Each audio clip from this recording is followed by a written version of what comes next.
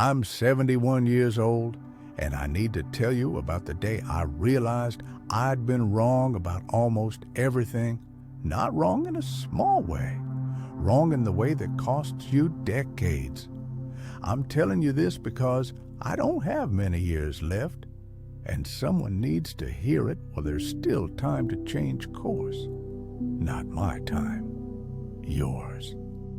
I was 49 when my heart stopped working properly. I didn't collapse dramatically or anything like that.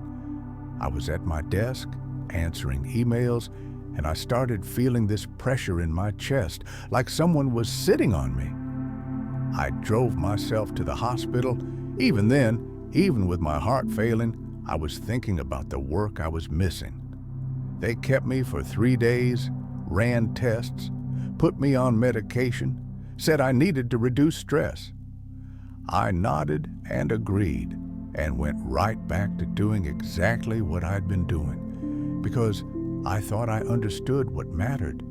I had a family to provide for, responsibilities, a mortgage, college funds to fill. These were real things, important things, and everything else could wait. That's what I told myself anyway. My daughter was 14 when it happened. My son was 11. I remember thinking I needed to work harder now while I still could. Build security for them, make sure they'd be okay.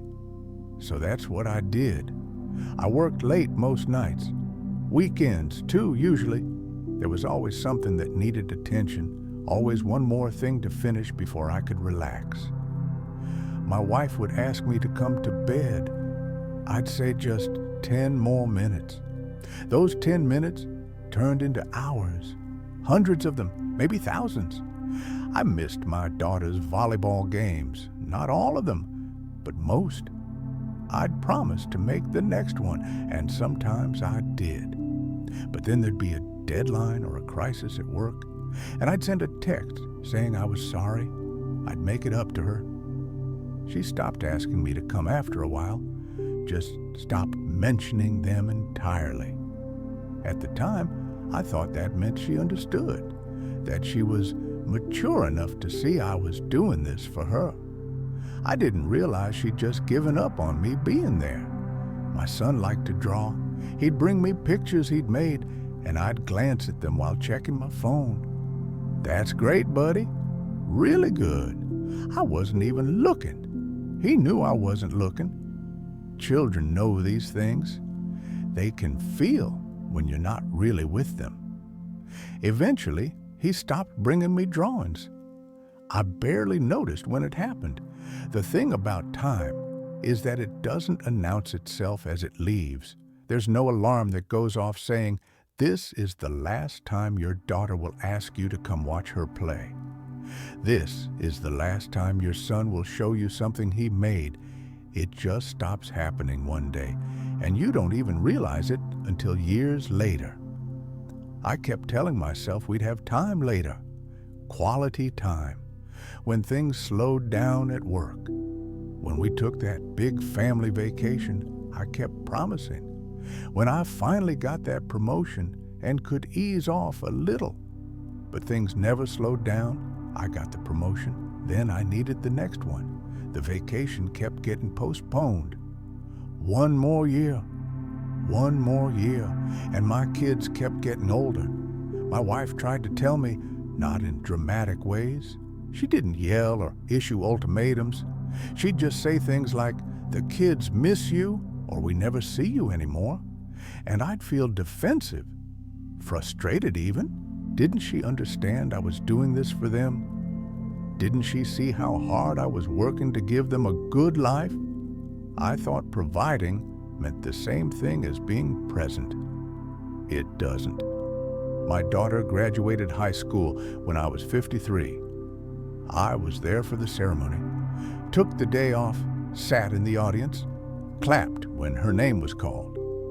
Afterward, at the house, relatives were talking about memories, funny stories from when the kids were young. And I realized I didn't have many stories. I wasn't in the memories they were sharing. I was at work during most of them. My brother-in-law was telling this story about teaching my son to ride a bike, and I felt this strange, hollow feeling. I should have been the one to do that, but I was traveling for work that week. My daughter left for college 2 months later. I helped her move into her dorm room. We didn't talk much during the drive, didn't really know what to say to each other. We'd spent so many years in the same house, barely connecting. Now she was leaving, and it was too late to change that. I hugged her goodbye in the parking lot, and she hugged back, but it felt polite, obligatory, not like when she was little and she'd run to me when I came home. Back when I was still her dad, not just the person who paid for things. I cried on the drive home. My wife asked if I was okay, and I said I was fine, just emotional about her growing up. But that wasn't it. I was crying because I'd missed it, all of it, the growing up part.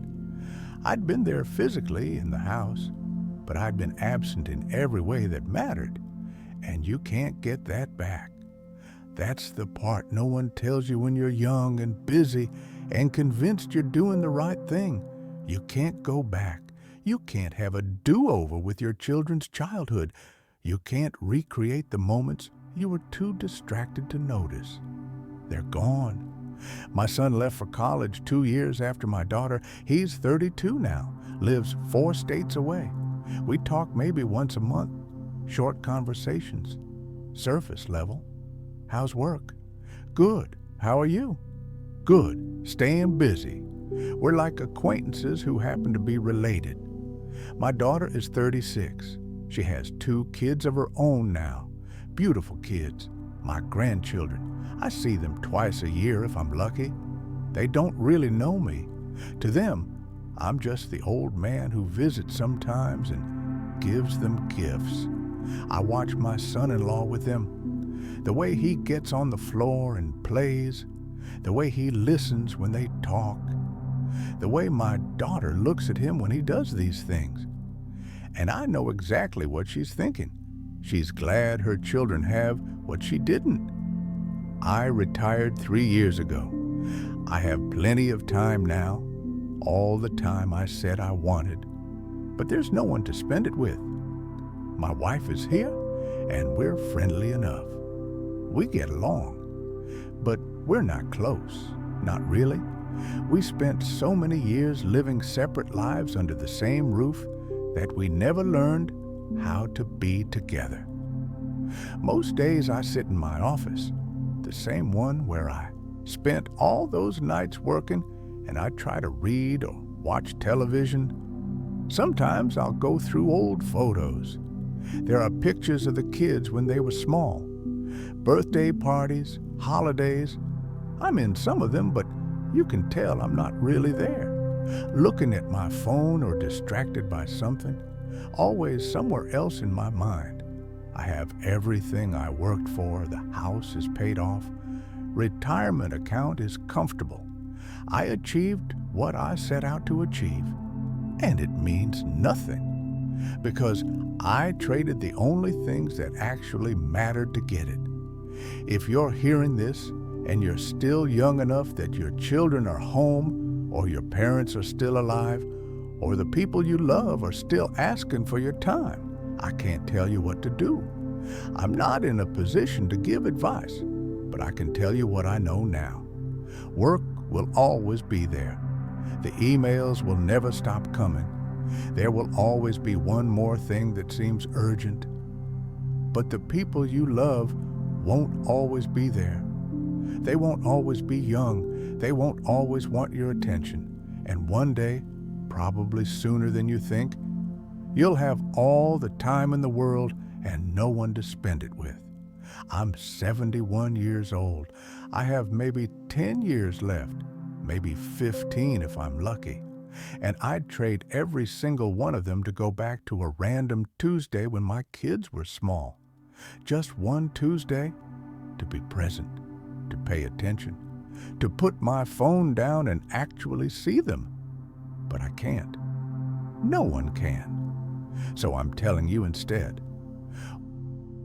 while you still have time to do something about it. The life you're building won't matter if you're building it alone.